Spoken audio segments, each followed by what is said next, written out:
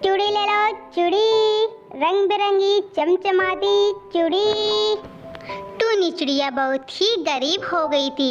उसके माता पिता उसको बचपन में ही छोड़कर चले गए थे। वह जंगल जाती और लकड़ी काट कर अपना गुजर बसर करती थी, परंतु उसका एक सपना था कि वह गरीब ना रहे, वह अमीर परिवार में रहे।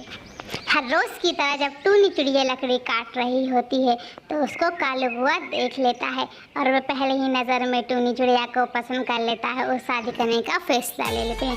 कुछ दिन में कालू कौआ और टूनी चिड़िया की शादी हो जाती है और टूनी चिड़िया डोरी में बैठकर अपने ससुराल आ जाती है। परंतु टूनी ने जैसा सोचा था कि उसका छोटा सा परिवार होगा और वह अच्छे घर में जाएगी, परंतु इसके ही विपरीत हो गया। कालू की कंपनी कुछ ही दिन टिकी और फिर वह कंपनी बंद हो गई। टूनी चिड़िया बहुत ही परेशान हो गई। कालू जी, अब हम क्या करेंगे? आपकी तो जॉब भी नहीं रही है और आपकी 2 बहनें भी हैं जिनको आपको शादी भी करना है। अब क्या करेंगे कालू जी?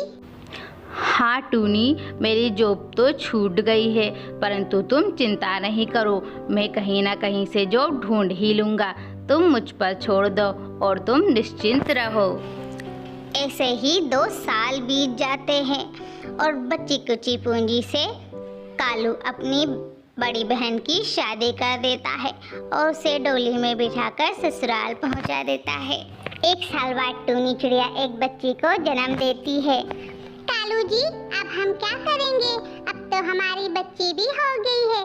मैं तो जैसे तैसे अपने पेट काट कर गुजारा कर ही लूंगी, परंतु हम अपनी बच्ची को थोड़ी ना ऐसे रहने देंगे। टूनी, मैं कर तो रहा हूँ ना कोशिश, अब मैं क्या करूँ? अब देखते ही देखते मिलेगी ना जॉब। फिर 1 साल हो जाता है। टूनी चिड़िया फिर से एक और बच्ची को जन्म देती है। 2 बच्ची को जन्मा देख कालू की मम्मी बोल पड़ती है, बेटा कालू, अभी तेरी एक बहन और है, तू इसकी और शादी कर दे, फिर मैं आराम से मर सकती हूँ। माँ, मेरे पास तो कोई भी पैसे नहीं है, ये घर है, इसको और हम गिरवी रख देते हैं और इसके पैसे से हम अपनी बहन का ब्याह कर देंगे। रात का समय हो जाता है।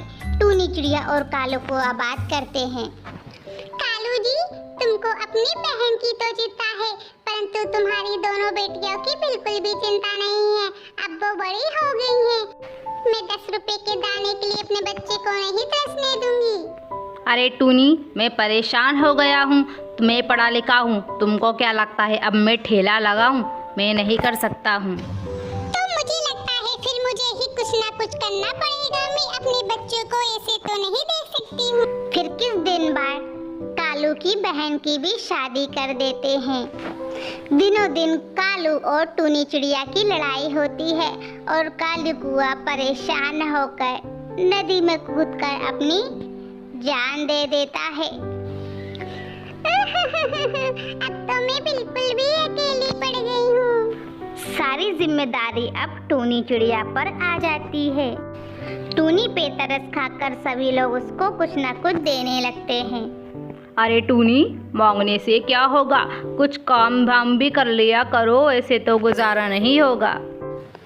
ऐसे ही कुछ दिन बीत जाते हैं। टूनी चिड़िया कालू को याद कर कर रोती है। कालू जी, मुझे आपकी बहुत याद आ रही है, मैं अकेले कैसे ये जिम्मेदारी निभाऊंगी सारी। टूनी चिड़िया को कुछ याद आ जाता है।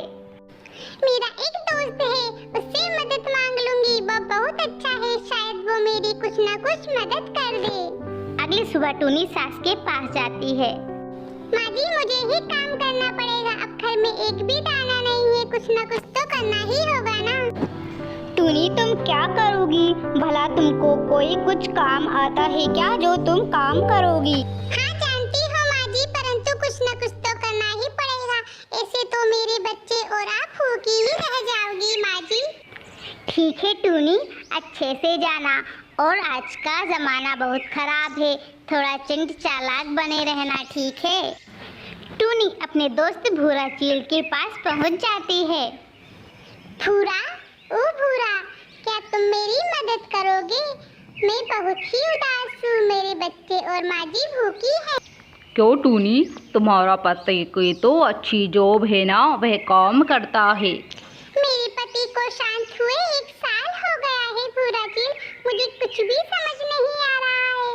मैं बहुत ही परेशान हूँ, सारी जिम्मेदारी मेरे ऊपर है। भूरा चील अंदर चला जाता है। लगता है ये मुझसे नाराज होकर अंदर चला गया। भूरा चील टूनी चिड़िया के लिए अंदर से चूड़ियों की टोकरी ले आता है। टूनी, ये चूड़ियाँ लो और इनको बेचना, और बेचकर तुम ज़्यादा मुनाफा कमा लोगी। टूनी चिड़िया भूरा चील को पैसे दे देती है। मैं तुमको 1000 के बदले इतनी सारी चूड़ी दे रहा हूँ, तुम उससे बहुत ही एक्स्ट्रा पैसे कमा लोगी। परंतु याद रहे, धीरे धीरे जैसे चूड़ियों की फेमस होती जाएगी वैसे ही इसका दाम बढ़ाते जाना, ठीक है। टूनी चिड़िया भूरा चील को धन्यवाद बोलकर वहाँ से चली जाती है और धीरे धीरे टूनी चिड़िया के पास तो ग्राहकों की भीड़ लगी रहती है, सभी उससे ही लेते हैं और धीरे धीरे टूनी चिड़िया बहुत ही अमीर हो जाती है, एक बहुत ही सुंदर फ्लैट ले लेती है। काश मैं उस टाइम काम कर लेती तो आज आप मेरे साथ होते। टूनी चिड़िया किराए के घर में अपनी सास के पास आती है और उसे नए फ्लैट के बारे में बताती है और उसमें रहने के लिए बोलती है और सभी लोग उस नए घर में आ जाते हैं और अच्छे से रहने लगते हैं, परंतु खाने की कमी तो कोई भी पूरी नहीं कर सकता। टूनी चिड़िया दोबारा आती है और भूरा चील को धन्यवाद बोलती है। दोस्तों, मैं तो कहती हूँ हर औरत को आत्मनिर्भर होना चाहिए, पूरे समय अपने पति पर निर्भर नहीं होना चाहिए, क्योंकि समय किसी के भी पाबंद में नहीं होता है।